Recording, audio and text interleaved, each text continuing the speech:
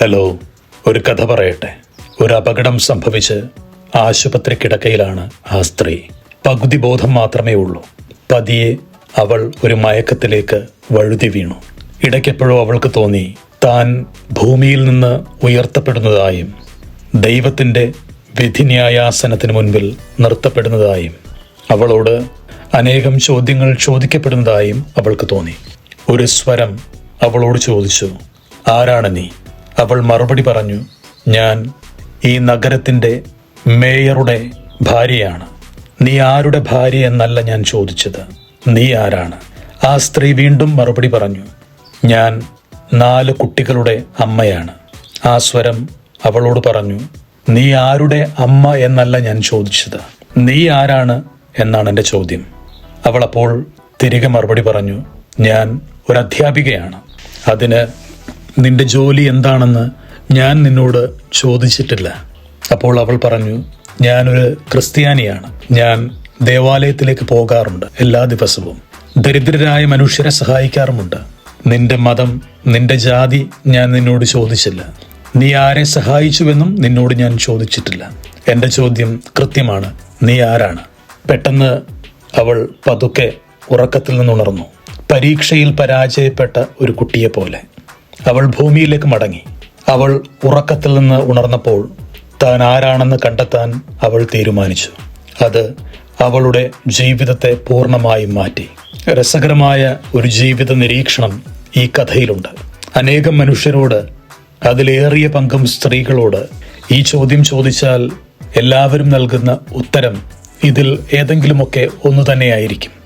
ഞാൻ ഇന്നയാളുടെ ഭാര്യയാണ്, ഇന്നയാളുടെ ഭർത്താവാണ്, എനിക്ക് ഇത്ര മക്കളുണ്ട്, ഞാൻ ഈ ജോലി ചെയ്യുന്നു, ഞാൻ ഇന്ന മതവിശ്വാസിയാണ്. ഇങ്ങനെ നീണ്ടു പോകുന്ന ചോദ്യങ്ങളും ഉത്തരങ്ങളും. പക്ഷേ അപ്പോഴും അവിടെ അവശേഷിക്കുന്ന ചോദ്യം ഒന്നേ ഒന്ന് മാത്രമാണ്, നീ ആരാണ്? ഈ ചോദ്യത്തിനുള്ള ഉത്തരം തേടി അനേകം മനുഷ്യർ അലഞ്ഞിട്ടുണ്ട്. ആ ചോദ്യത്തിനുള്ള ഉത്തരം കണ്ടെത്താനുള്ള പരിശ്രമമായിരിക്കണം ഓരോ മനുഷ്യന്റെയും ജീവിതവും. നമ്മുടെ പേരിനോട് ചേർത്ത് വെക്കപ്പെടുന്ന ഭാര്യയുടെ ഭർത്താവിൻ്റെയോ പേരുകളും നമ്മുടെ പേരുകളോട് ചേർത്ത് വെക്കപ്പെടുന്ന നമ്മുടെ ഡിഗ്രികളുടെ സർട്ടിഫിക്കറ്റുകളും അല്ലെങ്കിൽ നമുക്ക് ജനിച്ച മക്കളുടെ എണ്ണവും നമ്മൾ ചെയ്യുന്ന ജോലിയും ഒന്നുമല്ല നമ്മൾ. അതിനപ്പുറത്തേക്ക് സ്വയം കണ്ടെത്താനുള്ള ഒരു ജീവിതമാണ് നമ്മൾ എന്ന് നമ്മൾ തിരിച്ചറിയേണ്ടതുണ്ട്. ഒരുപാട് മനുഷ്യരും ഇങ്ങനെ ആരൊക്കെയോ ആയി ജീവിതം തീർക്കുകയാണ്. നമ്മുടെ ബന്ധങ്ങളുടെ പേരിലാണ് പലപ്പോഴും നമ്മൾ അറിയപ്പെടുന്നത്. ഇന്നയാളുടെ അനിയൻ, ചേട്ടൻ, ചേച്ചി, ഇന്ന മാതാപിതാക്കളുടെ മക്കൾ എന്നൊക്കെ നമ്മൾ അറിയപ്പെടുകയാണ്. അതിനപ്പുറം ദൈവം എന്ന ശക്തി നമ്മളെ സ്വതന്ത്രനായിട്ടാണ് സൃഷ്ടിച്ചിരിക്കുന്നത്. നമ്മുടെ ഓരോരുത്തരുടെയും ജീവിതങ്ങൾക്ക് ഒരു ലക്ഷ്യമുണ്ട്. പലപ്പോഴും പല ബന്ധങ്ങളിലും തളച്ചിടപ്പെട്ട് നമ്മൾ ആരാണ് എന്ന് പോലും നമ്മൾ മറന്നു പോകാറുണ്ട്. നമ്മുടെ സ്വന്തം ആഗ്രഹങ്ങളും നമ്മുടെ ജീവിതങ്ങളും നമ്മുടെ സ്വാതന്ത്ര്യവും നമ്മുടെ ഇഷ്ടങ്ങളുമൊക്കെ പലർക്കും വേണ്ടി ബലികഴിച്ച് നമ്മളല്ലാതായി തീരുകയാണ്. ആരുടെയൊക്കെയോ പേരിൽ നമ്മൾ ഓർമ്മിക്കപ്പെടുകയാണ്. നമ്മുടെ പേരിൽ നമ്മൾ ഓർമ്മിക്കപ്പെടുന്നുമില്ല. നമ്മുടെ ജീവിതം നമ്മൾ ആഘോഷപൂർവ്വം കൊണ്ടാടുകയും ചെയ്യുന്നില്ല. വേദഗ്രന്ഥമൊഴികൾ പറയുന്നുണ്ട്, ദൈവം തൻ്റെ ഛായയിലും സാദൃശ്യത്തിലും മനുഷ്യനെ സൃഷ്ടിച്ചുവെന്ന്. അങ്ങനെയെങ്കിൽ നമ്മളും ദൈവങ്ങളല്ലേ? നമ്മളിലേക്ക് സന്നിവേശിപ്പിക്കപ്പെട്ടിരിക്കുന്നതും ദൈവിക ജീവനല്ലേ?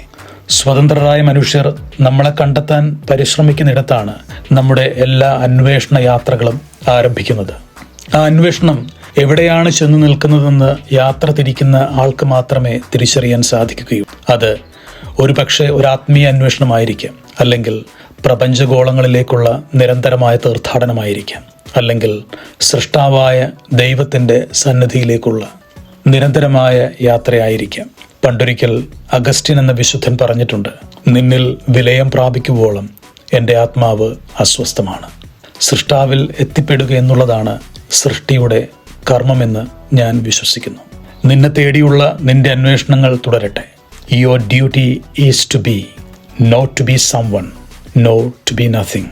നിന്റെ സൃഷ്ടിയുടെ ലക്ഷ്യം ആയിരിക്കുക എന്നുള്ളതാണ്. ആരെങ്കിലും ആവുക എന്നുള്ളതല്ല, അല്ലെങ്കിൽ ഒന്നുമല്ലാതാവുക എന്നുള്ളതുമല്ല. യാത്ര തുടരട്ടെ.